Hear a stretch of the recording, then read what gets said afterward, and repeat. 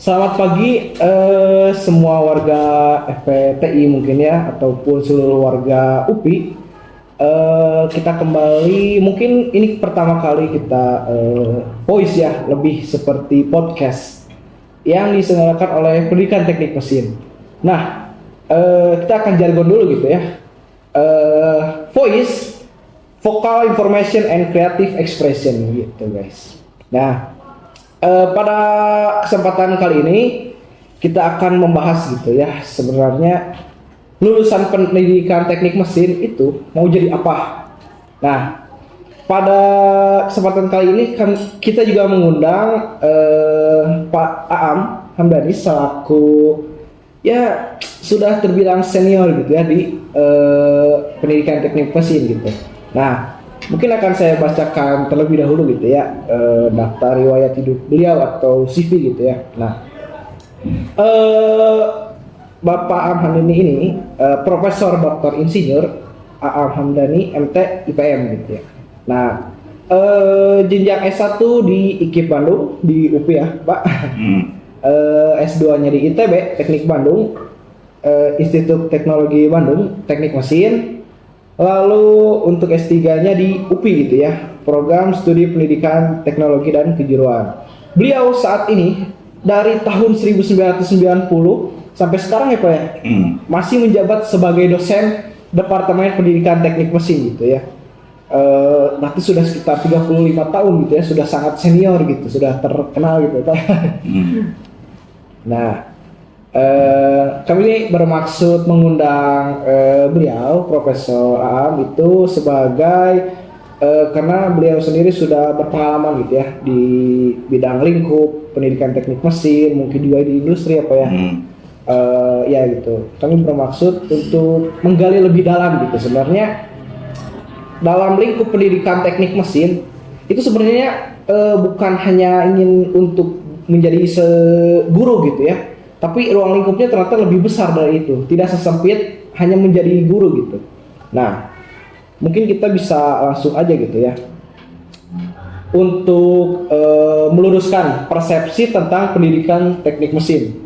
Nah, sebenarnya mungkin saya juga dulu ya, dan mungkin beberapa mahasiswa mungkin di luar, orang-orang tua gitu, banyak yang mengira bahwa lulusan pendidikan teknik mesin itu ya hanya sebatas guru SMK mesin gitu Pak. Saya juga dulu mengiranya seperti itu gitu. Pendidikan otomatis kan ujungnya guru gitu. Nah, padahal nyatanya tidak sesempit itu gitu. Nah, gimana Pak? Bisa dijelaskan terlebih dahulu gitu. Sebenarnya apa itu pendidikan teknik mesin? Ya. Oke, terima kasih ya. Kebetulan juga saya alumni pendidikan teknik mesin. Emang nafasnya bahwa mahasiswa yang memilih program studi pendidikan teknik mesin itu awalnya ya, dan kami didik untuk menjadi tenaga pengajar di SMK, khususnya ya program keahlian teknik mesin. Namanya juga pendidikan teknik mesin, jelas jauh beda dengan teknik mesin murni. Ya, maka dari itu di kurikulum kan paling tidak ada dua line ya, ada dua pegangan, ada kurikulum yang masuk ke dalam bidang studi yang mempelajari, sebutlah itu subject matter ya. Jadi mencoba kami memberikan penguasaan kepada calon guru itu.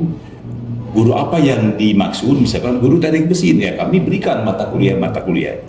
Ya, selain itu juga kami berikan mata kuliah yang dalam jalur MKPBM, mata kuliah proses belajar dan mengajar. Jadi bagaimana teknik mengajar yang diawali dengan harus ada kemampuan didaktik, yaitu penguasaan materi atau penguasaan kelas, ya. Kemudian juga penguasaan sosial melalui beberapa mata kuliah implikasinya ya, dan kepribadian, bagaimana menjadi mahasiswa, menjadi guru yang sebutlah dari sisi kepribadiannya bagus begitu. Makanya ada mata kuliah tadi saya sebutkan, paling tidak saya sebut secara umum ada dua, ada jalur bidang studi, ya, ada jalur MKBBM atau MKDK dan lain sebagainya. Tapi itu jalur pendidikan begitu kira-kira, ya.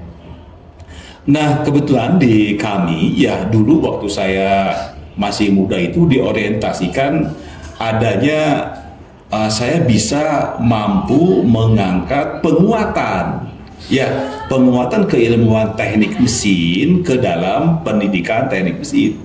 Maka dari itu saya dulu tahun 95 itu diutus oleh prodi, oleh jurusan itu agar saya bisa meneruskan ke teknik mesin ITB.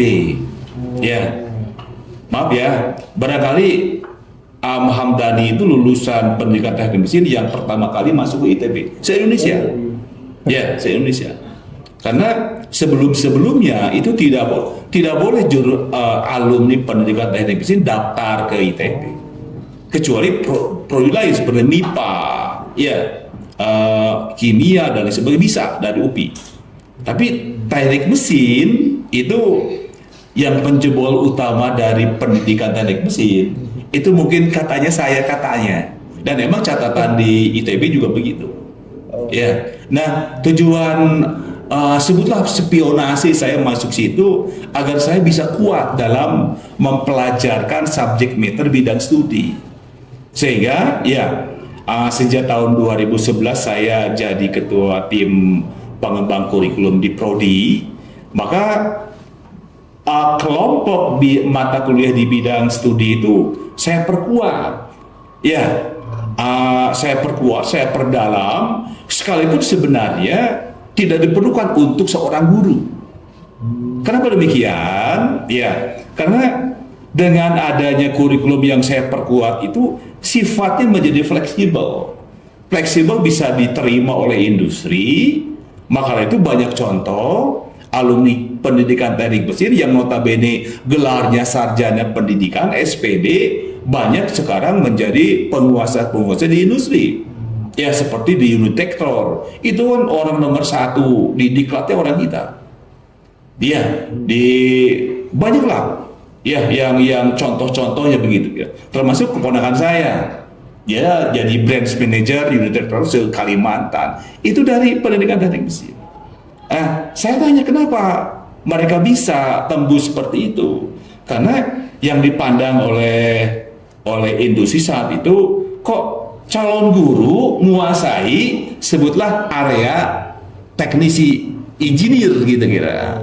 Ya, engineer. Nah, saya punya keyakinan bahwa adanya pendalaman enrich dari kelompok mata kuliah bidang studi itu menjadikan mahasiswa alumni pendidikan teknik mesin bisa diterima oleh industri. Ya. Yang keduanya, ya ada satu mata kuliah yang bercirikan khas di pendidikan teknik mesin itu ada tugas akhir. Mungkin di prodi lain di EPTI sudah disamakan dengan skripsi. Jadi boleh ngambil tugas akhir, boleh ngambil skripsi. Ya, kalau di teknik mesin tidak. Tugas akhir itu adalah mata kuliah. Wajib berarti ya. Mata kuliah bukan mata kuliah akhir studi, bukan. Mata kuliah biasa, hanya sifat yang berbeda. Sifatnya kalau mata kuliah lain adalah klasikal, artinya diselesaikan dan dilaksanakan di dalam kelas. Kalau tugas akhir adalah individu, bisa diselesaikan dengan 2 pembimbing atau 1 pembimbing. Ya, tujuannya kami termasuk saya yang paling menguatkan gitu ya, agar mahasiswa punya wawasan. Wawasan apa? Wawasan pekerjaan engineer, yaitu merancang, bangun suatu alat, ya, dan lain sebagainya. Sehingga kalau misalkan masuk ke dalam hutannya engineer itu sudah ada paling tidaklah pijakan-pijakan dasar gitu. Makanya tidak aneh lagi bahwa alumni kita, alumni pendidikan teknik mesin itu banyak yang bekerja di daerah engineer gitu. Dan banyaknya kalau misalkan saya tanya ngajar di mata kuliah misalkan Ellen mesin, kalau saya tanya siapa yang mau jadi guru, dari 40 orang itu paling 3-4. Ya, sebenarnya saya awalnya just kidding ya, main-main ini Anda salah masuk. salah masuk kamar, atau salah masuk hutan. Hal idealnya kalau Anda nggak mau jadi guru pendidikan teknik mesin, ya Anda daftar ke ITB, teknik mesin, gitu kan ya, idealnya.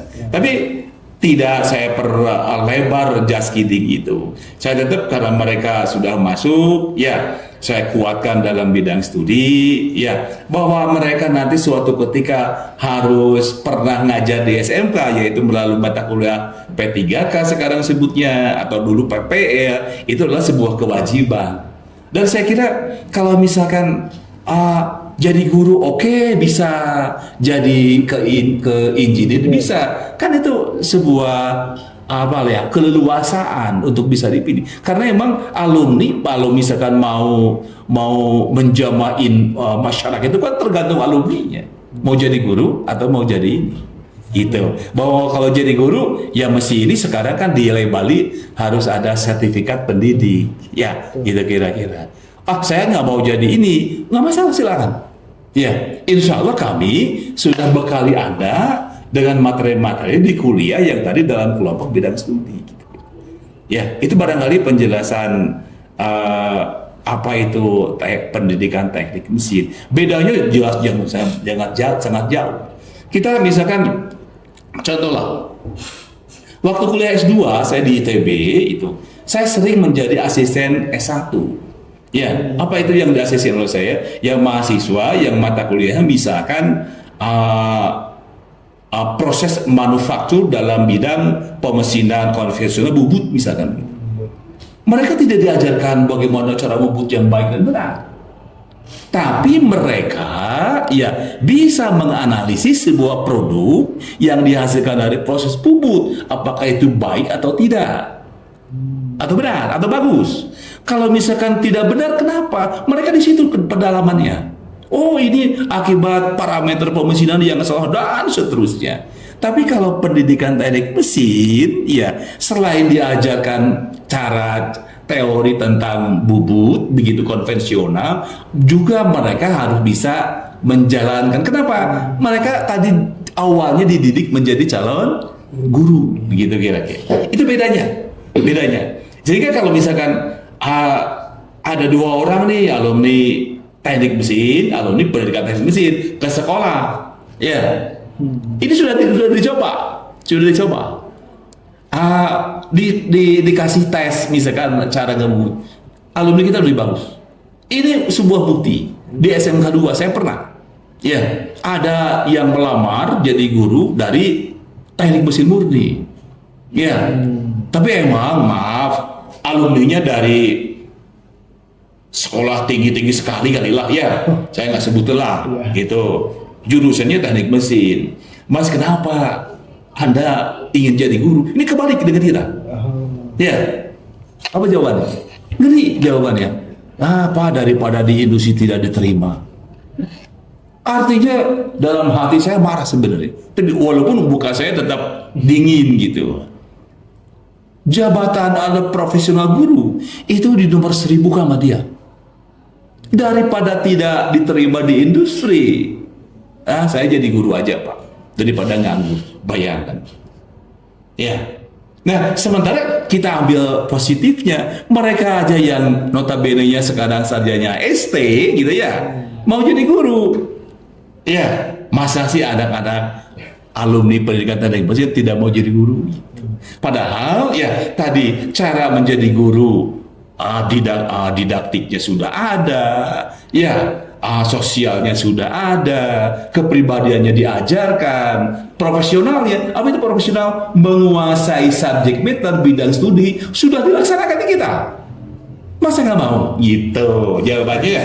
Tapi tentunya saya tadi jawab bahwa kalau alumni sudah di masyarakat kan yang mendrive itu yang bersangkutan. Ya, itu kira-kira. Barangkali itu. Sementara aja. Ya, itu ya. Sebuah perbedaan mendasar yang membedakan dari pendidikan teknik mesin dengan murni teknik mesin murni gitu ya. Sudah jelas dari kurikulumnya saya sudah berbeda Pak ya. Lebih seperti tugas akhir juga yang tadi Profesor Pak Am sebutkan bahwa sebuah mata kuliah ya Pak wajib gitu agar mahasiswa mempunyai value gitu Yeah. ketika sudah keluar dari sini gitu, tidak kosong gitu, tidak hanya skripsi lah. Sehingga bisa cocok di mana saja gitu ya.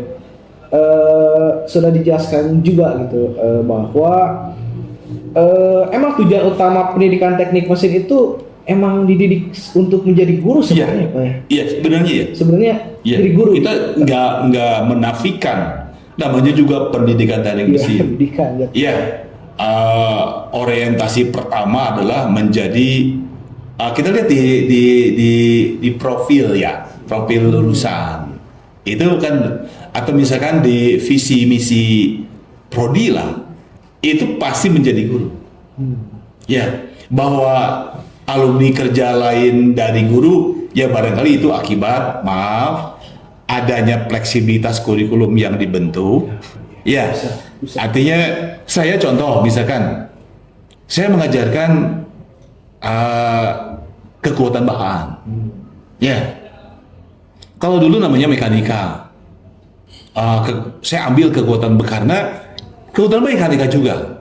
Sebenarnya kalau misalkan mau ngajar mekanika di SMA, cukup mekanika teknik. Ya, cukup mekanika teknik. Loh, kenapa Pak Amri kasih? Ya tadi, saya mengangkat fleksibilitas kurikulum. Jangan-jangan alumni saya, dia mendapatkan hutan engineer, lalu misalkan mendapatkan pekerjaan tentang kekuatan atau perhitungan kekuatan dari mesin yang ada, ditugaskanlah itu. Nah, dia udah biasa, oh ngitungnya gini ya, dan seterusnya gitu kira-kira. Ya, itu kira-kira. Tapi apakah untuk ke industri sendiri sangat memungkinkan Pak? Saya kira tergantung industrinya. Kemarin kan ini ya, ada perusahaan Jepang, dia datang dari Jepang loh, orangnya dari Jepang. Udah 3 angkatan. Yang angkatan pertama 3 orang lah, ya. 3-3-nya sekarang udah nikah. Nikahnya di sini, istrinya dibawa ke sana. Itu magang, ya. Yang saya kenal itu Sigit lah, ya, saudara Sigit. Udah nikah, kemarin udah nikah, baru 1 tahun di Jepang, karena 3 tahun dia kerjanya, kontraknya. Nah pertanyaan saya nanya juga ke orang Jepang waktu datang ke ruangan prodi ya. Ya singkat kata saya nanya, kenapa sih Bapak milih pendidikan teknik mesin? Padahal kan area pekerjaan itu area yang cocok untuk teknik mesin. Ya, saya mempelajari kata dia, ya saya mempelajari karakter antara mahasiswa teknik mesin dan pendidikan teknik mesin di Indonesia. Ya, salah satu keunggulannya pendidikan teknik mesin, satu emang katanya mudah sekali untuk di drive. Di drive itu digerakkan, itu bukan dalam arti kata negatif. Dia bila di enrich, diperkaya mudah, ya. Kemudian attitude-nya bagus, ya. Karena yang namanya sikap itu kan standar, tidak semua way. Nah, kalau ternyata anak pendidikan teknik mesin dari UPI ini, ya, setelah dites itu memperlihatkan itu. Dan itu alhamdulillah 3 orang. Datang lagi ke dia. Kemarin ada 3, ya, angkatan ketiga. Ya, saya nanti pesan ke teman-teman yang angkatan pertama, Sigit lah terutama yang paling saya kenal. Saudara Sigit, tolonglah titip, saya bilang. Ya, ini belum ada kedua ketiga kan ya? Titiplah. Apa yang saya titipkan lah, paling tidak attitude yang bagus. Kalau kemampuan praktik atau profesional kan nanti akan berkembang di lapangan. Ya gitu kan ya, gitu. Ini bekerja dengan apa, mesin apa, pasti akan tapi basic sudah ada, dasar sudah ada. Itu barangkali ya. Menurut saya sih, saya bukan mengunggul-unggulkan ya, bahwa tadi mungkinkah masih ada perusahaan atau industri-industri yang nerima alumni kita? Ya tergantung dari perusahaan. Ya perusahaannya mandangnya apa yang dipandang dan lain sebagainya. Yang saya tahu ya, yang di industri itu kenapa sebuah perguruan tinggi itu jadi kuat, layaknya tetangga kita sebutlah ITB misalkan, itu karena alumni-nya kuat. Karena pekerjaan yang mungkin bukan masalah itu. Jadi kalau ada seorang alumni di perusahaan A, perusahaan A itu membuka lowongan kerja, dia akan mementingkan siapa? alma maternya kan ya. Maternya. Sementara dia sendiri sudah dianggap bagus. Oh, Iya kan ya, gitu. Makanya tidak, saya sering mendengar juga di perusahaan tambang emas yang terbesar di kita, ya itu kan teknik industrinya yang ada di Jakarta, bukan yang di sini. Ya, karena emang penguasa. Karena untuk memperkuat. Nah, maka dari itu saya pesan juga ke teman-teman yang lebih awal kerja di industri, kemudian ada lowongan, ya lihatlah ke kita begitu. Dan itu dilaksanakan kemarin.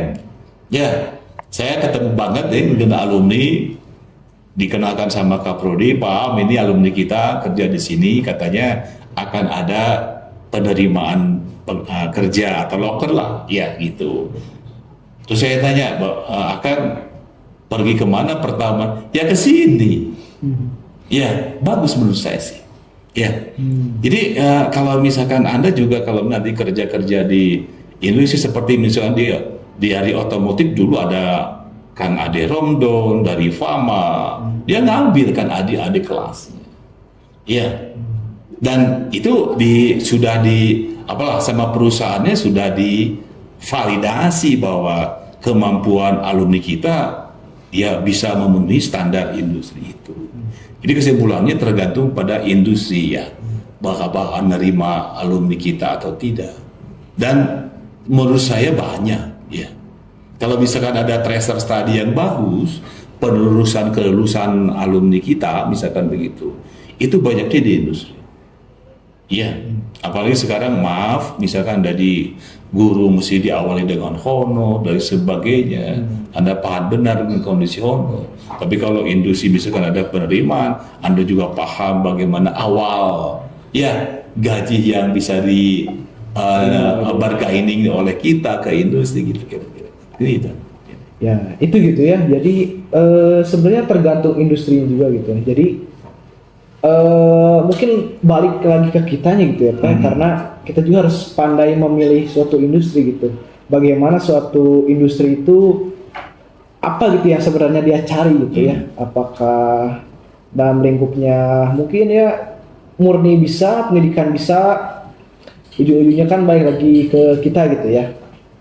Nah, untuk kurikulumnya sendiri gitu, saya juga sebenarnya merasakan gitu ya Pak, perbedaannya jauh mungkin dengan pendidikan teknik mesin murni gitu ya, di mana di pendidikan teknik mesin saya juga mempelajari psikologi pendidikan mungkin untuk penguatan, karena tujuan utamanya ialah menjadi guru gitu ya setelah lulus. Nah disitulah gitu psikologi pendidikan, landasan pendidikan, kajian vokasi dan sebagainya gitu.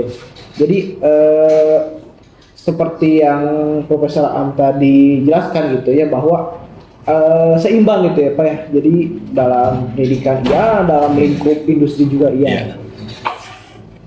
Ya, ini juga kan berkaitan dengan isu terbaru gitu di tahun 2024 gitu Pak, bahwa kurangnya guru vokasi gitu yang berkompeten secara industri gitu.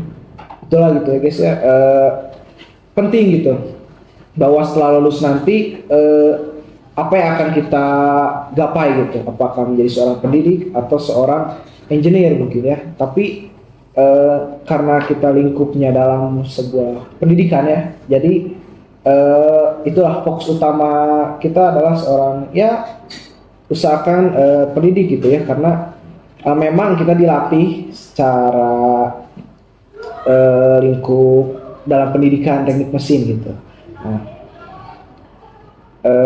mungkin untuk segmen 1 kita sudah selesai gitu ya, bahwa bisa disimpulkan bahwa jauh gitu ya perbedaannya pendidikan teknik mesin dengan teknik mesin murni gitu ya, dari kurikulumnya, dari mungkin rekrutmen pekerjaannya mungkin nanti seperti itu.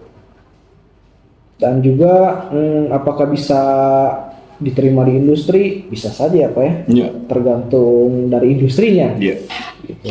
Dan dari kitanya juga gitu.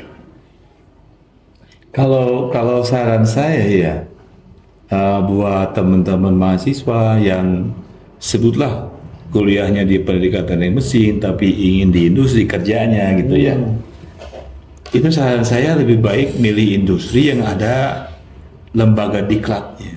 Oh, yes. Ya, seperti misalkan di kita terkenal ada DAM lah, Daya Adira Mustika ya, Honda. Enggak. Di situ kan kalau di Ciberem ini saya lihat gedung pelatihannya cukup mentereng. Namanya gedung R.A. Rahmat lah, saya suka baca. Dan saya tahu persis itu. Ya.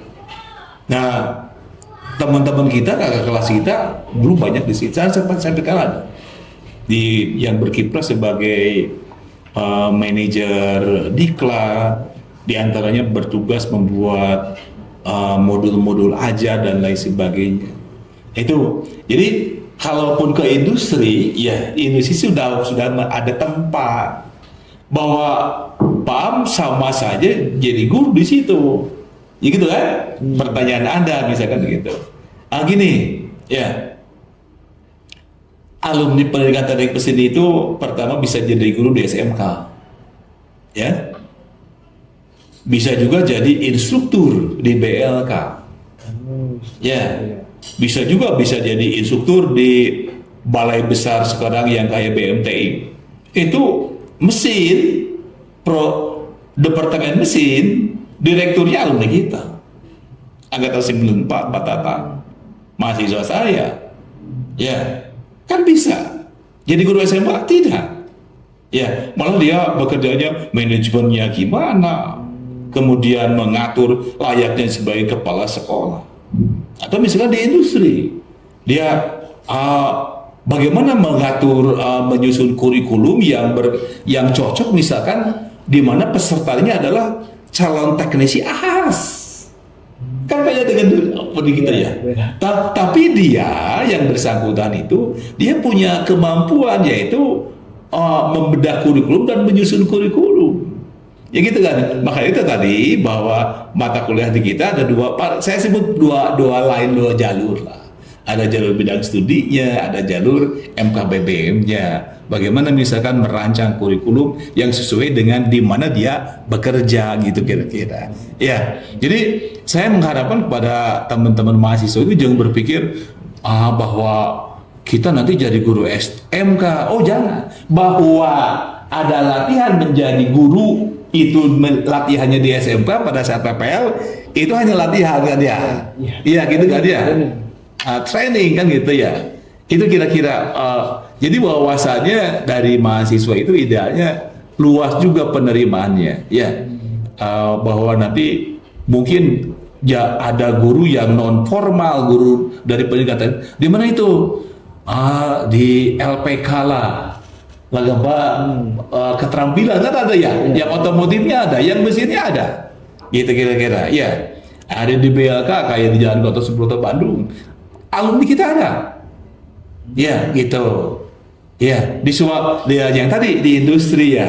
Saya sih lebih memberikan advice ya, teman-teman alumni itu ya milihnya industrinya industri yang di dalamnya ada lembaga diklatnya, kayak maaf ya saya sebut maaf sekali, DAM lah, Daya Adira Mustika ada itunya ya, PTDI ada ya kita barangkali cocok bahwa nanti mempelajari teknologi yang ada di industri itu sebuah kebanggaan begitu kira-kira ya, itu barangkali tambahan ya. Voice, Vocal Information and Creative Expression. Nah, kita kedatangan narasumber kedua nih. Halo, kita kedatangan narasumber kedua, Ibu Kori Julia Rahma MT itu Ibu. Selamat datang Bu. Jadi beliau ini sebagai dosen asisten ahli gitu, tenaga pengajar juga di UPI gitu teman-teman. Nah, S1 di UPI ya Bu ya, pendidikan teknik mesin, lalu S2-nya di ITB gitu, di teknik mesin. Oh, sama ya kayak sama. Nah, kita langsung saja gitu ya masuk ke segmen kedua gitu, berbicara mengenai tren dunia industri manufaktur dan masalah kekinian gitu ya, yang menyangkut industri gitu, pendidikan teknik mesin lingkupnya. Nah, kita tahu bahwa industri manufaktur sedang berubah sangat cepat gitu ya. Bagaimana di Cina mungkin sudah hampir 8% menggunakan otomasinya gitu ya, tidak lagi menggunakan tenaga kerja gitu, tenaga manusia. Nah, dari segi kacamata industri gitu ya, menurut Bapak gitu atau Ibu, kompetensi mesin mana yang sekarang paling dibutuhkan gitu untuk industri mungkin 4.0 gitu ya, gimana Pak? Baik ya. Sebenarnya 4.0 udah hampir selesai. Iya. Ke Five 5.0 berarti ya. ya. Mati kosong. Kalau kita lihat karakteristik di 4.0 itu kan sifatnya pengontrolan. Contoh misalkan yang sekarang jarang direkrut, atau misalkan bidang studi mana yang jarang dikuasai oleh manusia, itu salah satunya pengelasan. Ya, Sangat kurang gitu. bukan sangat kurang, banyak gitu. Contoh misalkan di industri manufaktur mobil, itu ngelas-ngelas bukan manusia, ya, tapi robot kan ya. Iya. Tapi siapa yang menggerakkan robot? Nah itu yang jadi harus dipikirkan. Ya, bukan orang robotika. Ya, tapi barangkali daya dukung dari orang pneumatik gitu ya. Perencanaan orang robotika ya begitu kira-kira. Tetapi orang yang membidangi itu juga dia harus tahu subjek, yaitu welding. Ya, tetap makanya itu pengelasan kalau dalam pembelajaran dibutuhkan. Ya, tetapi orang yang mampu ahli ngelas, ya seperti industri berasal tadi saya sebutkan kayak di assembly mobil itu jarang digunakan. Ya, siapa yang itu yang merancang adalah robot. Ya, berarti operator robot ya yang bisa ya. Nah, saya kira operator robot juga tidak hanya sekedar mengoperasikan, tapi bagaimana misalkan perintahkan kode tertentu robot itu harus berapa lama sih ngelas begitu kan ya. Itu kan orang pengelasan. Ya, gitu kira orang pengelasan. Berarti ada dua keahlian di situ yang dibutuhkan untuk menjalankan robot tadi. Dia harus tahu subject matter-nya, ya gitu, dan lain sebagainya gitu. Ya, saya pernah melihat pabrik mobil ya di Audi ya di Jerman pernah masuk di assembly-nya. Saya lihat dari lantai 2 tidak ada satu orang pun yang kerja di situ, semuanya robot. Ya, termasuk yang saya salut itu, saya pikir di kita listrik masang kabel masih manual. Di sana gila banget gitu ya. Nah artinya ya, saya nanya, bukan artinya robot yang bergerak, iya betul. Tapi bagaimana siapa di balik itu kan ada orang pasti, ya ada orang. Nah, salah satunya dia bilang, ya yang saya wawancari saat itu, ya kalau daerah kelistrikan itu ya orang listrik, ya. Tetapi dia pandai, misalkan merancang pergerakan dari robot itu kira-kira. Artinya, ya kita nggak perlu khawatir, ya dengan Pak nanti pengelasan nggak perlu, artinya mata kuliah pengelasan tidak ada atau bidang keahlian pengelasan tidak ada. Tidak bisa pengertiannya. Ya, apalagi di kita masih banyak, ya, dan tidak akan hilang menurut saya guru-guru pengelasan di SMK tidak akan hilang. Bahwa nanti ke depan, ya, guru pengelasan itu harus punya keahlian bagaimana merancang pengelasan dan bagaimana merancang pergerakan robot secara otomatis. Itu sebuah keniscayaan masa depan gitu kira-kira ya. Tapi sekali lagi ya, bahwa keilmuan itu tidak akan dihilangkan. Menurut saya sih tidak akan hilang dalam proses pembelajaran ya, dalam tersebut.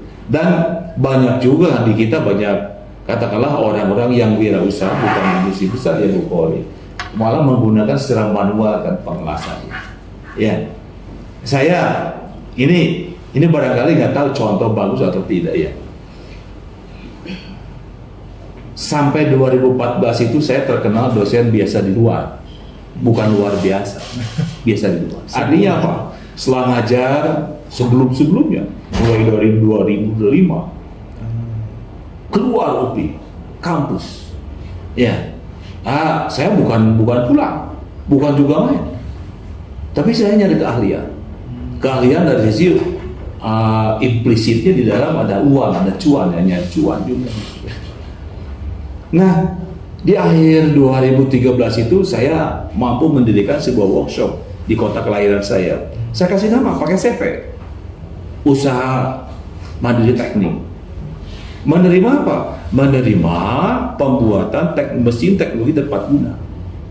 Ya. Sampai sekarang saya bekerja bukan direktur, karena nggak boleh. Saya adalah kepala bagian perencanaan teknik.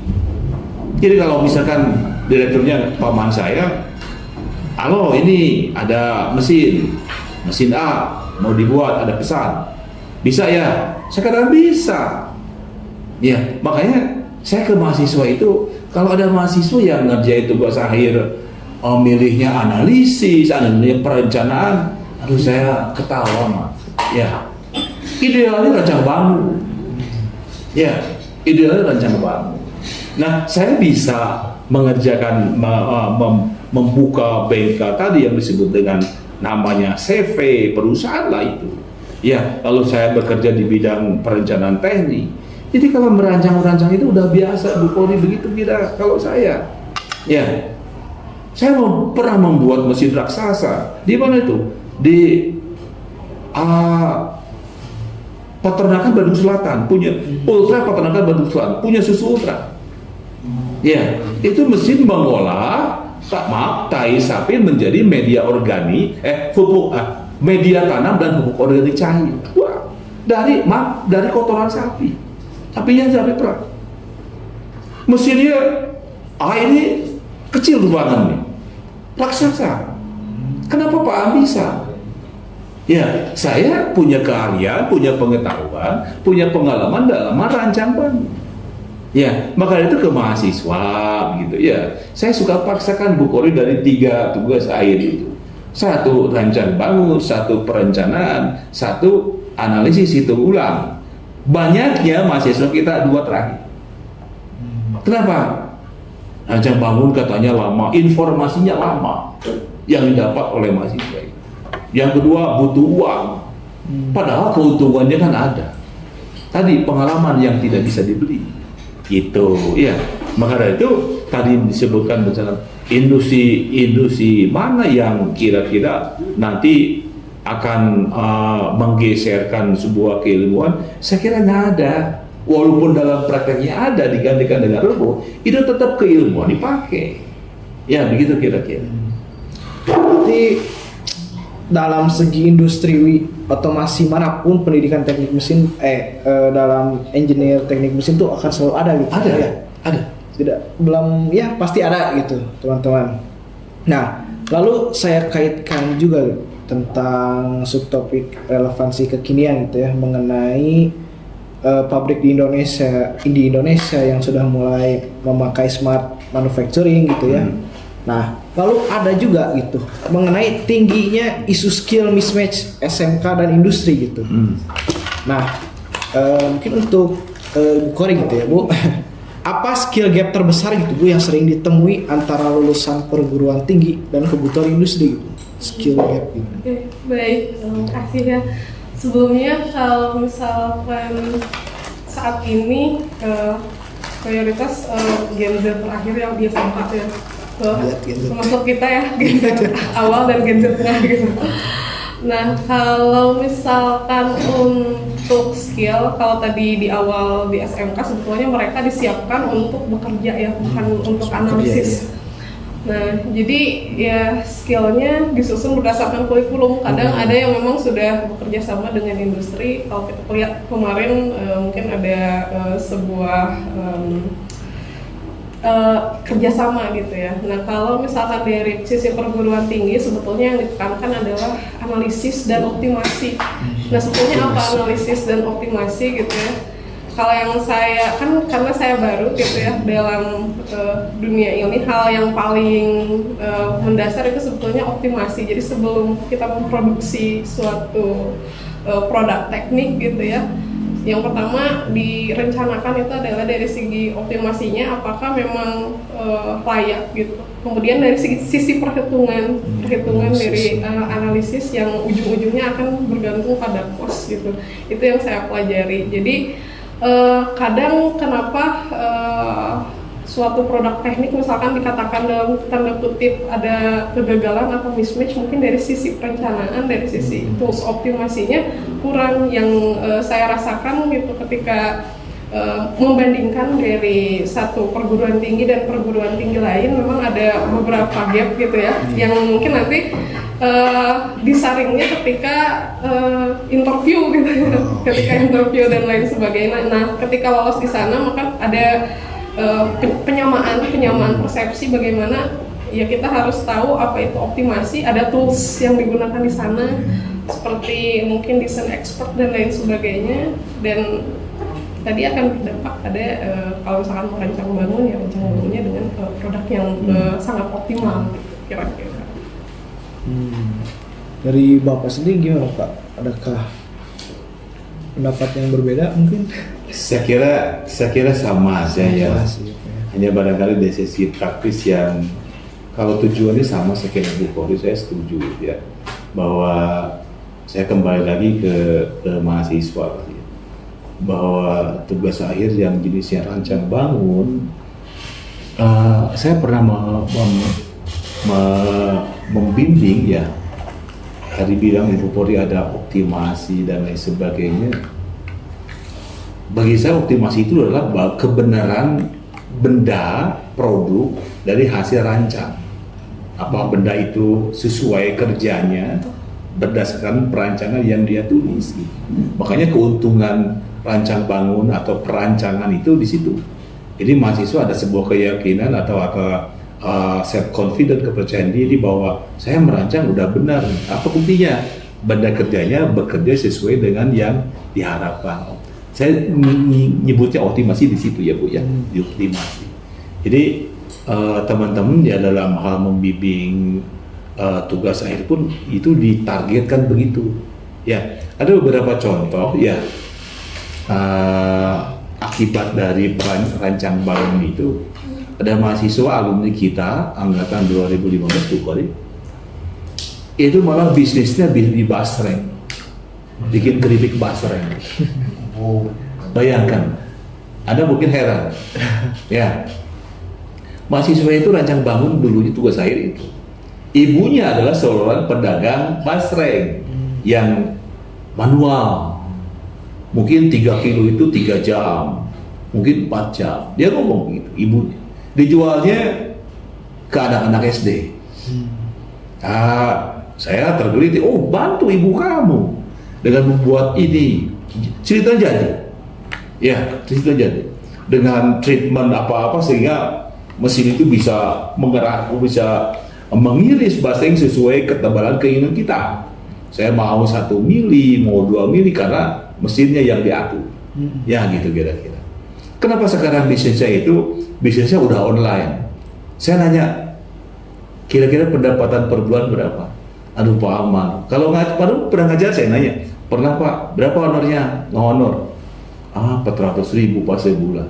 Kalau sekarang ini berapa? Saya dapat kebaikan 8 juta. Mungkin Anda ketawa.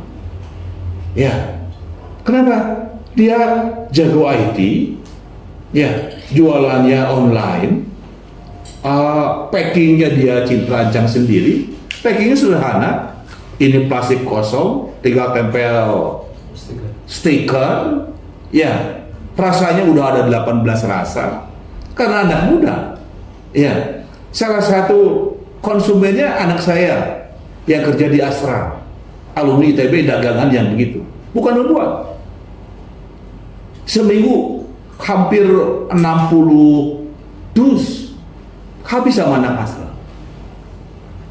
Ya anak saya di bagian peralatan, dia jualan warung kejujuran, Ini bukti bahwa si anak alumni kita, teman kakak kelas Anda, itu bisa menggunakan ya produk dari tugas akhir tadi. Nah, itu yang disebutkan dengan ini optimasinya, artinya ya ketepatan cara kerja dan lain sebagainya itu sesuai dengan yang diharapkan di masyarakat, betul. Ya, tadi bahasa. Kalau dengan tangan barangkali Anda nggak bisa ngiris satu bakso itu full, mungkin agak lecok gitu ya istilahnya. Ini lurus begitu kira-kira. Ya, dengan besi itu optimasi itu. Ini contoh yang bagus. Ada lagi yang bikin pengiris bawang merah ya untuk jadikan goreng bawang, ya. Asalnya pamannya, bibinya dia ngomong 1 kilo itu bisa 1 jam sambil yang ngiris itu nangis. Kenapa? Perih. Ya, ini saya buatkan 7 kilo itu hanya 15 menit. Kan itu optimasi yang sangat berapa persen kalau misalkan dibandingkan dengan manual tadi, gitu ya. Gitu kira-kira. Maka dari itu emang mahasiswa lagi lah yang kira-kira nanti harus berhitung ya dan bisa melakukan dan bisa mencapai tapi apa yang disebutkan dengan optimasi dari sebuah keilmuan. Gitu aja, Bro. Ya. Nah, dalam yang saya sebutkan tadi gitu ya, skill gap terbesar yang sering ditemui, apakah salah satunya soft skill juga termasuk itu? Kurangnya soft skill itu bisa ya? Ya, bisa. Kurangnya soft skill tuh karena mungkin pertama saya pernah ketemu gitu ya kasus baru. Oh yes. Ada salah satu angkatan yang agak tua gitu ya. Dia ngobrol ke saya, "Bu, saya nyesel, saya selalu sendiri gitu ya. And the end of the time, di akhir mau lulus dia tinggal sendiri, gak punya teman. Saya gak pernah bergaul sama teman saya, mungkin gak pernah ikut organisasi seperti kalian gitu ya. Jadi tidak ada informasi gitu ya. Nah, informasi tuh emang banyak gitu ya, tapi kalau kita nggak nyari, ya blast ya Pak ya, kosong. gitu. Mungkin diskusi dengan teman, kemudian kan menambah insight, kemudian mungkin kalau dengan dosen juga ya tentu menambah ilmu juga ya. Jadi kadang ada gap khususnya di kita mungkin dari segi analisis desain tadi ya, karena berkaitan ya mahasiswa sekarang pinginnya instan ya Pak, betul. Gampang ya. Iya, yang gampang. Menyerah. Contoh misalkan tentang bagaimana kemampuan seorang dosen menyampaikan sesuatu dalam kelas, itu kan sosialisasi. Ya, idealnya mahasiswa menyerap gitu. Kemampuan dosen agar materi yang dibawakan itu bisa dipahami oleh siswa. Sebetulnya butuh apa kita? Komunikasi. Ya. Seorang dosen sehingga mahasiswa menjadikan panutan, kan kepribadian. Nah, idealnya ya mahasiswa paham. Selain tadi kata Ibu Kori jadi ikut serta dalam UKM, aktivis seperti Anda, itu bagus. Ya, tapi kalau misalkan kalau saya diajarin soft skill sama ibu saya dulu, Bu Kori ya,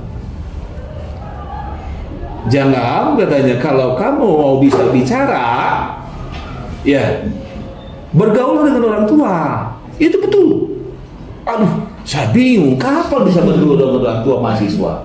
Ya, gampang, ibu saya yang notabene-nya orang kampung. Saya masuknya itu tadi Bu Kori, selain mencoba bagaimana berkomunikasi yang baik, ya bagaimana menimba ilmu di lapangan, itu saya adopsi. Ya, contoh yang paling konkret Bu Kori, waktu saya kuliah itu semua dosen kenal dengan saya, walaupun tidak ngajar. Kenapa? Karena begitu masuk, ya ini cerita dulu soft skill nih. Begitu masuk, misalkan Ibu Kori dosen saya tahu Ibu Kori suka saya sapa. Tapi ada begitu selesai kuliah, saya selalu ke jurusan. Saya lihat jurusan, oh ini ada si Bapak Anu, belum kenal. Saya ketuk, bukan jidatnya yang diketuk, itu. Ya, Pak mohon maaf, saya Hamdani. Ya Bapak, punten barangkali belum ngajar di angkatan 86, 85 saya. Oh belum, saya Ono Wihara, saya itu Pak Sekjur. Saya tanya. Begitu jadi dosen, saya belum wisuda jadi dosen, Pak. PNS. Wih, barangkali, oh si Am itu bagus, si Am itu bagus. Apa efeknya? Apa alasan? Soft skill barangkali. Ya, gitu. Makanya emang soft skill tidak diajarkan dalam sebuah mata kuliah secara eksplisit, tapi implisit dari berbagai mata kuliah itu ada soft skill. Kalau menurut saya begitu. Ya, jadi akan kuat menurut saya kalau mahasiswa lihat perilakunya atau performa Ibu Kori pada saat ngajar. Ada yang baik, adopsi buat Anda. Ya, gitu dan lain sebagainya. Terima kasih. Ya itu ya, pentingnya kita mempunyai soft skill gitu ya, karena kan itu sebuah keterampilan non teknisnya yang tidak diajarkan dalam kurikulum mata kuliah, karena itu adalah hal yang wajib kita miliki gitu. Soft skill itu kayak komunikasi, kerjasama, kepemimpinan, apalagi di zaman yang cepat berkembang ini kita harus adaptabilitas gitu ya, kemampuan beradaptasi dengan kemajuan teknologi gitu, apalagi manajemen waktu juga termasuk itu gitu ya. Nah, ya mungkin untuk segmen 2 kita cukupkan sampai sini. Kita akan bertemu di segmen 3. Voice, Vocal Information and Creative Expression. Kali ini kita akan mulai ke segmen 3 gitu ya. Nah, ini tidak kalah menarik. Oh enggak, ini mungkin penting gitu ya. Sangat penting gitu untuk kita mengetahui skill masa depan apa yang wajib kita miliki sebagai lulusan pendidikan teknik mesin. Nah, mungkin saya akan ke Ibu Kori dulu gitu ya, Bu ya. Kalau kita bicara masa depannya 5, 10, 15 tahun ke depan gitu ya, Bu.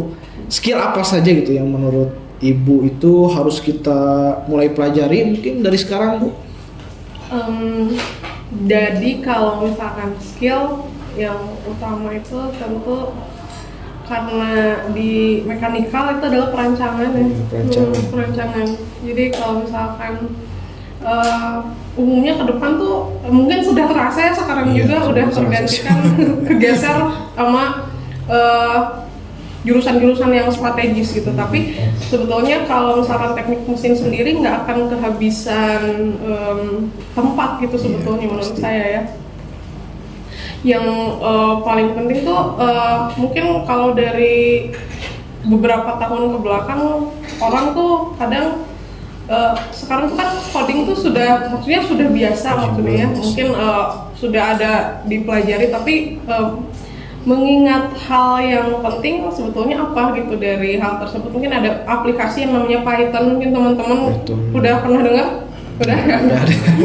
Python, kemudian MATLAB.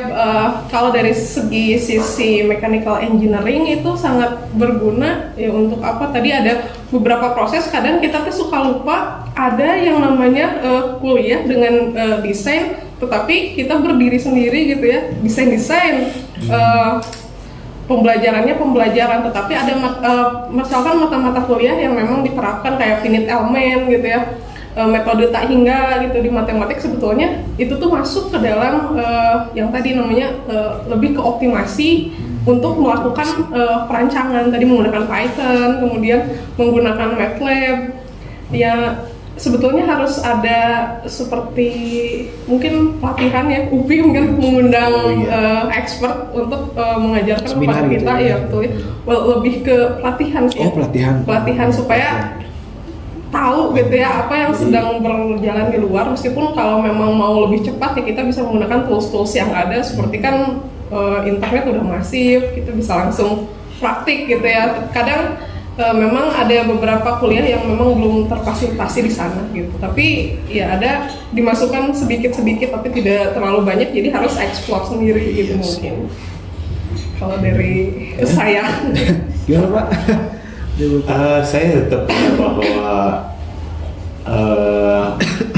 orientasi mahasiswa pendidikan teknik jadi guru lah. Itu kan pekerjaan. Tujuan utama ya. Iya, pekerjaan kan. Artinya di pekerjaan guru lah, di lingkungan pendidikan, bagaimana seorang guru yang bagus gitu ya. Nanti saya ke industri. saya pernah jadi pelaku ya, dan pernah mendengar ada teman dulu waktu kecil, ada teman yang tidak senang terhadap guru A, sementara teman itu juga senang terhadap guru B, gitu ya. Ya tentunya kan Anda harus menjadi guru B kan? Ya kita lihat ya. Apa sih guru B itu? Saya tahu guru B karena itu teman saya. Saya mah senang ke guru B Pak A macam gitu. Saya tahu karakter guru B itu. Dia pada saat ngajar, ya suka banyak memperhatikan siswa daripada memperhatikan whiteboard atau blackboard, gitu. Dia lebih benar senang melihat siswa dalam pengertian memperhatikan siswa dari sisi progres ya, kemajuan belajar. Yang keduanya, siswa merasa ada perkembangan dari sisi psikisnya dengan guru itu, tidak stres, malah jadi berkembang. Artinya guru itu kan mampu menerapkan psikologi yang bagus. Berarti itu tadi. Ya, performanya bagus. Kemudian dari sisi keilmuan, ini yang saya contoh sampai sekarang. Ya, guru itu tidak bersifat textbook. Ya, tidak textbook dia. Artinya siswa itu, teman saya itu senang pada guru itu ilmunya komprehensif, menyeluruh. Iya, dia menerangkan mata pelajaran A, tidak hanya mata pelajaran yang bos, tapi mata pelajaran lain yang berhubungan dengan mata pelajaran A. Itu yang disebutkan dengan komprehensi. Ya. Nah, maka dari itu saya juga menerapkan, jujur aja. Saya ngajar alat mesin textbook. Iya. Contoh misalkan saya menggambarkan sketch dari clutch, nggak pernah lihat buku. Ya, sketch dari kopling frames, saya nggak pernah lihat buku. Apa artinya? Artinya gambar-gambar itu sudah ada bayangan dalam benak saya. Itu barangkali kesiapan. Ya. Jadi pengetahuan. Ya. Nah, bagaimana itu harus diingat? Ya. Ya tentunya bagaimana cara mengingat? Mengingat itu harus lihat tiap hari. Saya akan ingat kepada Ibu Kori kalau saya lihat tiap hari. Kalau lihat tiap hari, maaf, ini bukan pelecehan seksual. Kalau lihat tiap hari, lihat Ibu Kori tiap hari, lihat sifatnya, saya yakin itu jatuh cinta. Ya. Kalau ke ilmu, saya tetap pesan ke ilmu. Lihat tiap hari, maka akan ada jatuh cinta pada ilmu itu. Itu konsep. Ya, itu konsep menurut saya. Ya. Kalau misalkan ini contoh, kalau ya. Ini nggak tahu buku contoh yang bagus atau sebuah kesombongan Bu Kori. Ya, saya tahun 93, ya, saya ngajar di Maranatha Teknik Industri Bu Kori. Ya, kenapa bisa seperti itu? Mereka penasaran pada saya. Ya, kenapa? Saya tidak pernah melamar jadi dosen, nggak pernah. Apalagi ke swasta kayak Maranatha. Tapi saya memperlihatkan kompetensi yang saya punya. Saya dulu kuliah, saya mahasiswa seperti sekarang, ada sejumlah mata kuliah. Ya gitu. Tapi dari sejumlah mata kuliah itu, mana yang saya harus kuasai dan menjadi ciri khas saya, gitu. Saya 6, ada 6 mata kuliah. Bahwa mata kuliah lain harus lulus dalam pengalaman saya belajar, iya harus lulus. Tapi dari sejumlah mata kuliah itu, saya pilih yang paling menonjol, ya, yang diperkirakan ini akan laku di masyarakat, gitu. Ya, menonjol laku di masyarakat karena jujur saya tidak pernah berubah haluan dari sebuah tujuan masuk ke jurusan pendidikan teknik mesin. Saya jadi guru, gitu. Maka itu dulu, saya ini keahlian saya mentransfer ilmu dalam sistem produksi, mentransfer ilmu dalam mata kuliah ini. Ada 6, saya berikan ke mana-mana. Ya, jadi ini bagus tadi ya. seperti akan menyebutkan bahwa dari sejumlah mata kuliah itu harus ada ciri khas buat kita, itu sangat mudah saya mendukung. Sehingga apalagi kalau dikaitkan dengan industri, kira-kira materi apa yang berkaitan dengan industri dan sekarang banyak dibutuhkan. Ibu Kori tadi udah menjelaskan. Kalau saya dari sisi yang lebih dalam adalah bahwa guru itu adalah sebuah pekerjaan. Ya, kemampuan apa yang harus dikuasai oleh seorang guru? Kalau tadi Ibu Kori dari industri, banyak saya kira lebih fokus ya materi-materi apa yang dibutuhkan begitu kira-kira. Itu barangkali. Ya, itu gitu ya, tidak karena fokusnya menjadi guru gitu, tentunya harus mempunyai skill gitu untuk menjadi sebuah guru ya, Pak, seperti kepemimpinan juga, bagaimana kita beradaptasi mungkin ketika kita mengajar nanti dengan siswa-siswinya gitu, bagaimana cara kita menyampaikan suatu pelajaran atau informasi gitu ya. Nah, Bu Kori tadi berbicara mengenai coding gitu ya, Bu, sebenarnya wajib bisa coding atau tidak gitu Bu sebenarnya? Sebetulnya wajib bisa atau tidak itu kan jadi tambahan ya. Jadi tambahan. Kalau misalkan bisa bagus, tapi kalaupun misalkan tidak bisa, berarti harus ada satu hal yang memang kita tonjolkan di sana gitu ya. Misalkan dari segi desain gitu ya. Nah, dari segi analisis dan desain, menghasilkan suatu produk teknik, misalkan rancangannya seperti apa, kemudian kalau misalkan ada hukum-hukum yang diterapkan di sana gitu ya. Jadi misalkan kita sudah tahu, kita terapkan, maka akan jadi sebuah produk teknik yang optimal gitu. Nah, tetapi ketika mungkin kadang juga harus siap ketika kita sudah bisa, sudah punya skill, tapi nggak punya kemampuan berbicara. Ini menarik ya, jadi pengalaman saya nih. Di berapa tahun, 1 tahun kemarin sebelum CPNS itu ada teman saya nelpon, ini nih lagi ada butuh posisi di salah satu perusahaan multinasional, dari internasional ya, dari internasional, baru mengenai bioenergi. Kebetulan topiknya cocok dengan saya. Oke, cocok lah itu. Cocok, long story short, dia nelpon, dia nanya, tolong dong kirim CV-nya, saya kirim. Nah, bicara saya presentasi apa yang saya telah lakukan gitu ya, skillnya. Nah, di seminggu depan kita ketemu sama user dari luar negeri. Nah, di situ saya siapin device, siapin laptop, sudah siapkan presentasi. Gagal gara-gara saya nggak pede ngomong. Jadi mungkin kalau user dari luar negeri itu ya kita harus to the point ya to the point. Apa yang harus dilakukan itu meyakinkan gitu ya. Meskipun produk kita bagus, tapi kalau kurang meyakinkan gitu penyampaiannya, aduh kayaknya nggak dulu deh. Nah, mungkin itu yang harus diadaptasi gitu ya. Jadi dilatih sedikit demi sedikit gitu.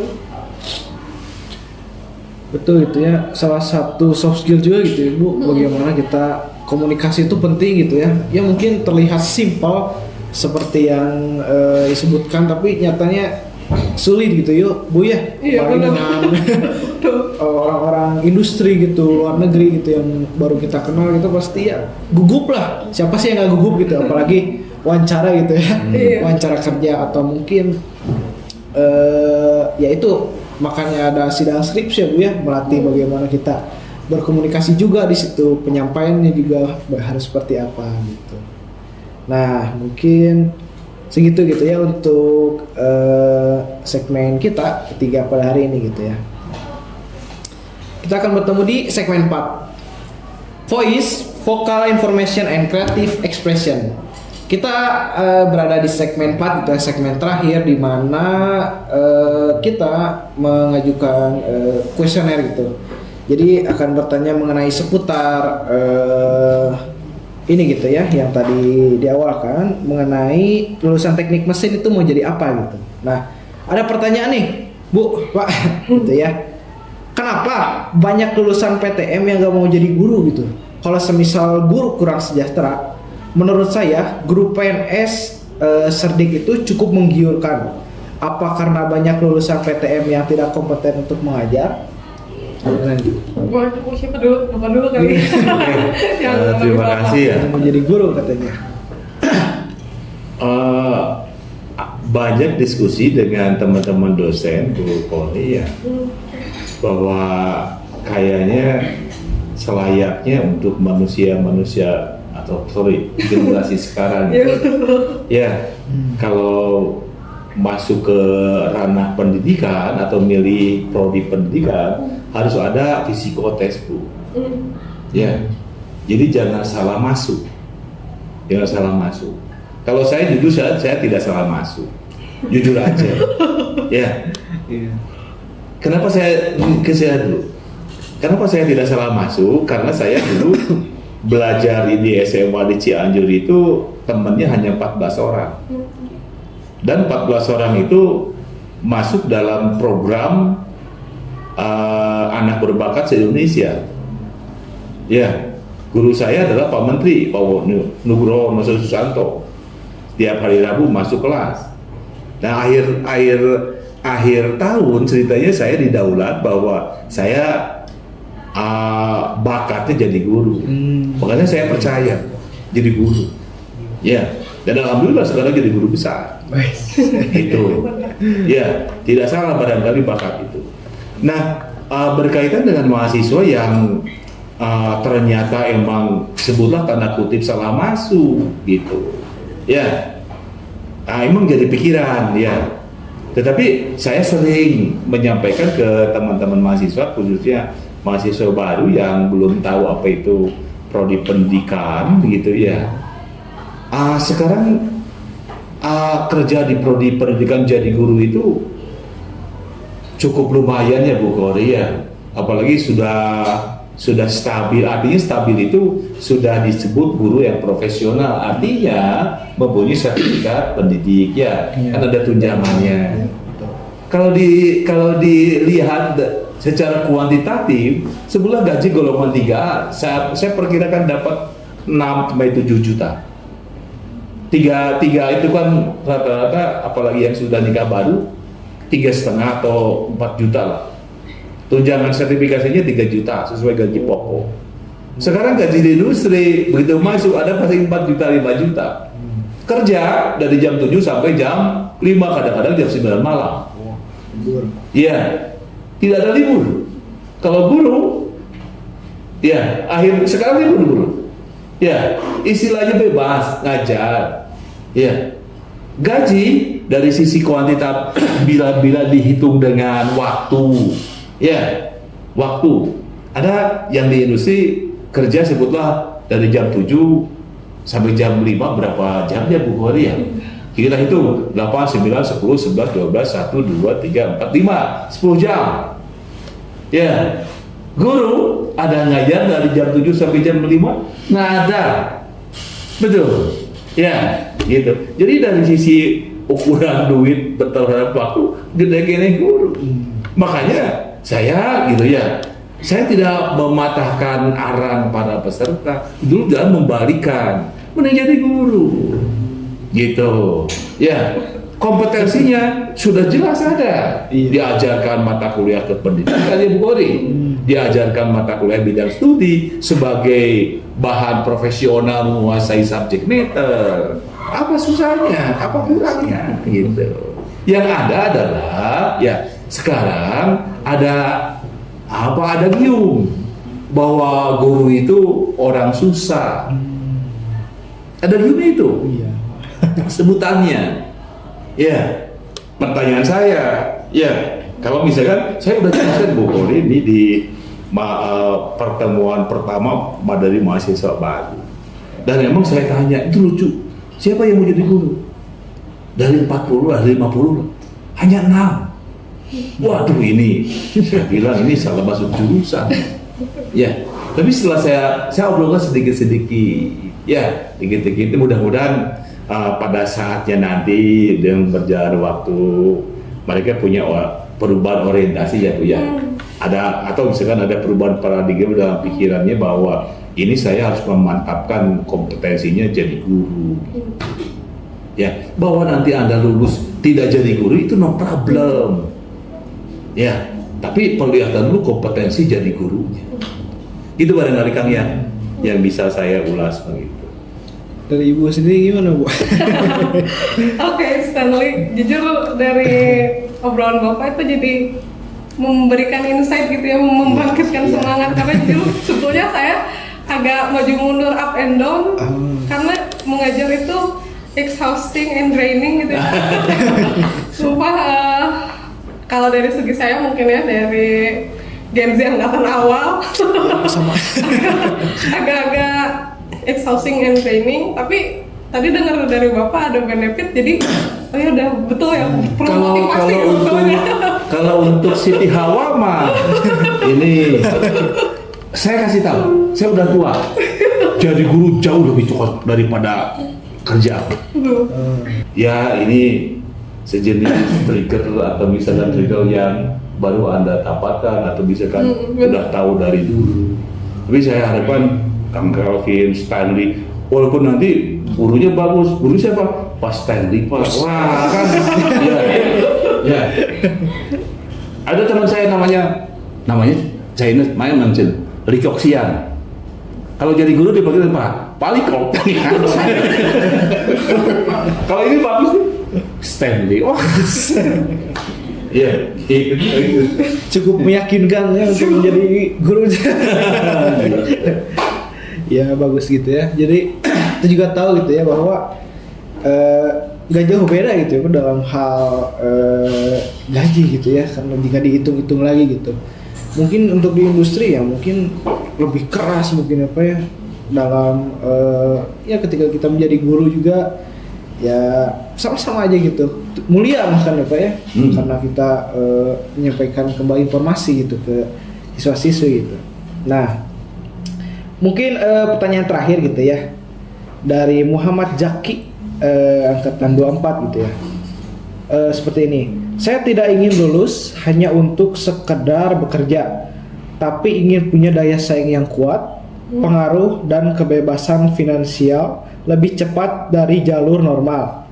Jika Bapak atau Ibu berada di posisi kami semester sekarang gitu ya, apa langkah paling keras berisiko tapi paling worth it yang akan Bapak atau Ibu ambil gitu mulai hari ini?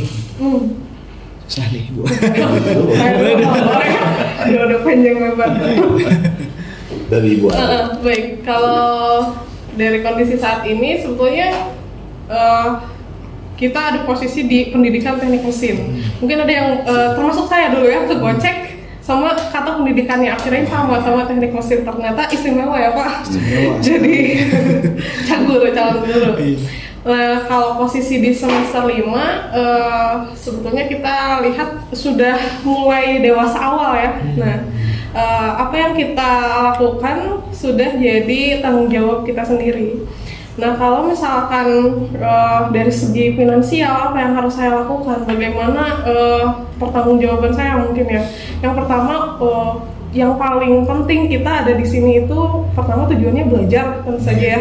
Sudah kontrak tanda tangan juga dengan universitas ya, dengan orang tua apalagi, dan yang paling penting dengan Tuhan ya. Tuh.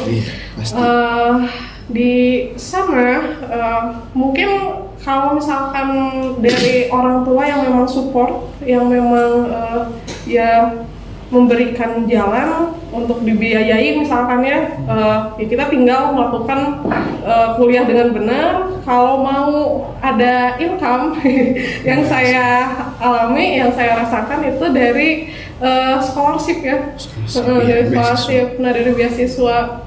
Tapi gimana cara dapatnya? Yang pertama pasti kalau sekarang IPK 3 itu umum sekali ya Pak. Umum sekali. Jadi mungkin kita coba apply ya, sudah mulai coba apply untuk scholarship. Kalaupun ada pemagangan jangan sampai mengganggu waktu kuliah, bisa di libur semester. Kalau ingin financial freedom, kalau misalkan mau bermain trading itu juga harus tahu resiko ya, harus tahu resiko. Terus kemudian mungkin high risk, high return gitu ya. Jadi low risk, low return. kalau mau berinvestasi pada dana, ya saya rasa harus ada modal awal. Nah, tapi kan itu susah ya, susah. Banyak Ya, juga. berarti investasinya apa tadi kata Pak Am juga ilmunya kita perkuat. Nah, ilmunya kita perkuat, kita sudah dapat niatkan gitu ya. Yang bagus tadi dari Bapak niatkan jadi guru, benar. Iya, Betul. guru Ternyata besar. diberikan peluang yang cukup. Sekarang itu ada yang namanya PPG Prajabatan. Nah, zaman dulu kan nggak ada ya Pak. Nah, ketika kita masuk PPG Prajabatan itu tesnya gratis ya Pak. Ya, tuh. Udah gratis langsung di web. Kemudian kalau sudah pegang tuh PPG Prajabatan, kita sudah bisa milih sekolah ya yang bisa menampung kekurangan guru gitu. Jadi sudah langsung apply, langsung jadi ASN ya, langsung jadi ASN. Dan itu jalur tercepat ya, fast track ya Pak. Fast track. Jujur bener itu kata Bapak fast track. Kalau mau sambil nyambi, sebetulnya nyambi sambil PPG sambil ngajar, ada waktu luang, spare waktu luang ya mungkin bisa gitu ya. Tapi kalau memang tadi pingin ke industri itu yang kedua kayak skillnya harus disiapkan. Yeah. Itu yang paling modal penting gitu ya untuk investasi, karena kalau kita nggak punya skill mungkin nanti siapa tahu ya ada di satu hari yang namanya pandemi. Pekerjaan yang aman itu apa? ASN. Gak munafik ya Pak? Gak munafik. Tahan dari politik. Nah, betul itu. Kecuali Teman-teman. pemerintah bubar atau Indonesia bubar. Betul. Itu salah satu pekerjaan yang benar-benar secure job, dan salah satunya guru pasti di Indonesia mayoritas ASN sekarang ya. Apalagi kalau saya lihat teman-teman yang tersisa gitu jadi yang namanya honorer, kan sekarang sudah tidak ada lagi honorer, jadi ganti namanya jadi P3K paruh waktu Mas. P3K paruh waktu. Dan kalau ada segi skill yang lain mungkin kita bisa apply sebagai second choice gitu ya. Gitu sih Pak. Singkat. Ya, jadi gini. Dulu saya kalau ikut kuliah itu Bu Koli saya cukup lihat aja Bu. Kertas buku saya hanya 3 lembar kertas buram yang dilipat-lipat, betul kok ya? Lalu dosen matematika mengasih judul, judulnya Deret McLaurin gitu ya, misalkan. Saya tulis karena nama baru, McLaurin. Lalu saya lihat, teorinya gitu ya. Dicatat kan? Enggak, kalau saya nggak mau catat. Jujur saya nggak mau catat. Tapi saya sebelum saya punya tujuan tidak mencatat, saya lihat kiri, kanan. Mencatat, ya. Mencatat, sudah selesai. Saya merhatiin. Karena menurut saya tidak ada 2 kegiatan yang bisa tercapai dalam satu pikiran. Yang mencatat yang ngerti, mau bisa. Makanya saya jarang menyuruh ke mahasiswa, jangan mencatat, perhatikan. Sekarang bagus zamannya ada foto, dipoto aja, klek. Nah dulu saya lihat, gitu. Ada contoh soal, gitu. Contoh soalnya doang saya tuh. Udah selesai Mas. Di rumah, begitu pulang ke rumah, karena saya bukan kontraktor, saya dicimindi.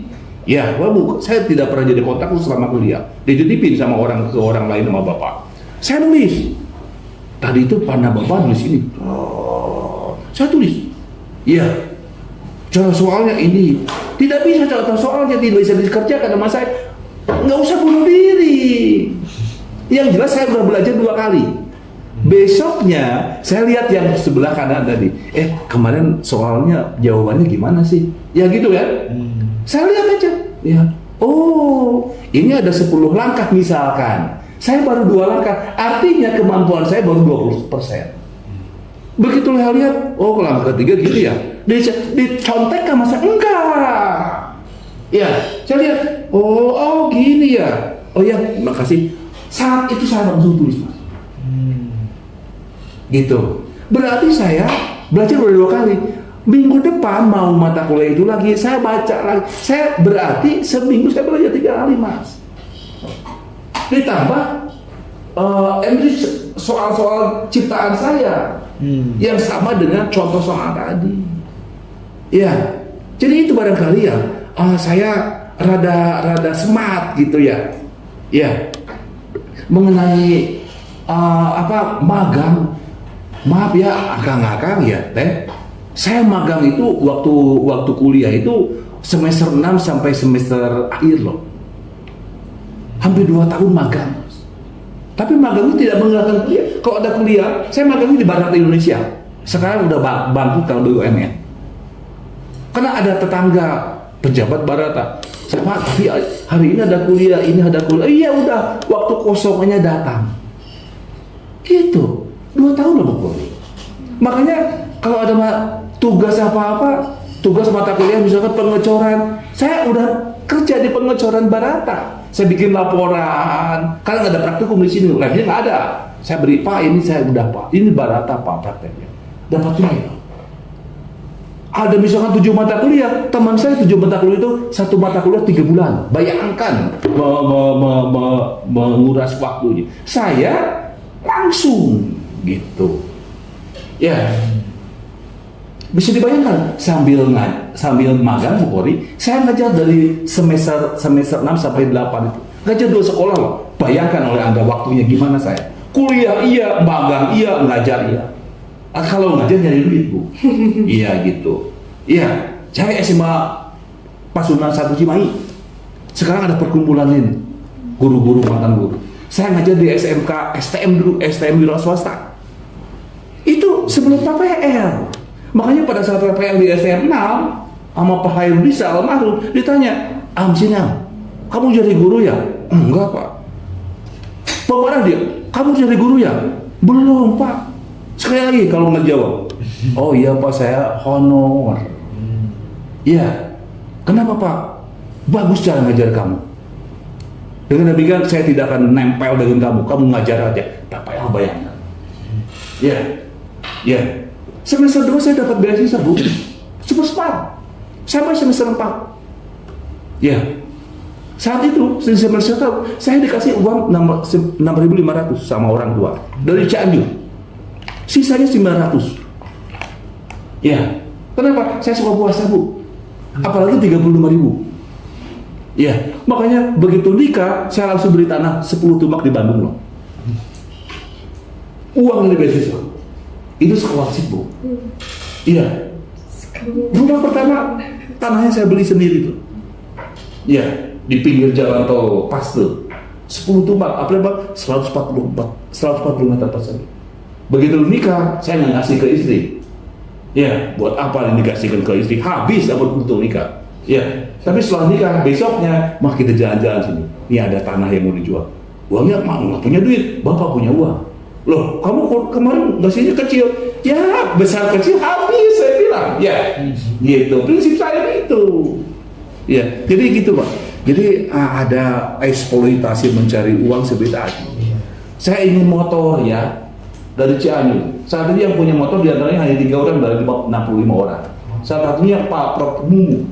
Ya, aduh bagus di motor. Saya pengen. Saya kebeli motor tahun 89 gara-gara ngajar. Motor Vespa tahun 74 harganya 300.000. Ya. Beli 10 Pak. Sekarang di 10. Dulu 300.000. Wah ngajar aja sebulan 6.000 rupiah. Ya. Saya kumpul. Itu tadi nyari duit bagaimana. Jadi belajar sebenarnya. Cita-cita itu ya yang saya punya itu ternyata mempelajarkan saya. Ya bagaimana berperilaku. Ya, saya magang 2 tahun, hampir 2 tahun. Saya kuliah, pokoknya Bu. Tidak mustahil gitu ya kebebasan finansial itu gitu. Bisa kita cerdas aja cara memanfaatkan objek di sekitar kita ini juga bisa gitu. Kita manfaatkan gitu ya. Ya mungkin sangat menarik sekali gitu ya, sangat bermanfaat sekali juga untuk kita gitu ya, mahasiswa-mahasiswa UPI. Mungkin di luar sana juga yang menonton Voice pada kali ini gitu ya. Ya mungkin untuk kesempatan kali ini itu saja gitu ya. Semoga obrolan kita hari ini membuka wawasan gitu ya, Oke, ya amin. tentang bahwa lulusan pendidikan teknik mesin tidak hanya punya satu jalan karir gitu ya, tetapi banyak sekali peluang gitu yang selama kita mau belajar. Sekali lagi saya berterima kasih kepada Profesor Hamdani, Ibu Kori, Bu. Saya Kelvin Stanley selaku host voice pertama mungkin ya pada hari ini. Sampai jumpa di episode berikutnya.